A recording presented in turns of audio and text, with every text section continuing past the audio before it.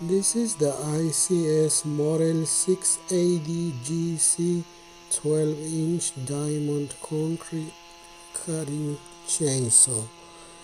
As you can see, it does a great job. However, it is a little stuck because there was a steel river inside that concrete. But after that, it goes a little fast. And it's a little messy because it uses a lot of water. Or sometimes it goes off because of the water. But it does a great job cutting that heavy concrete. And this is how the window was after all. Thanks.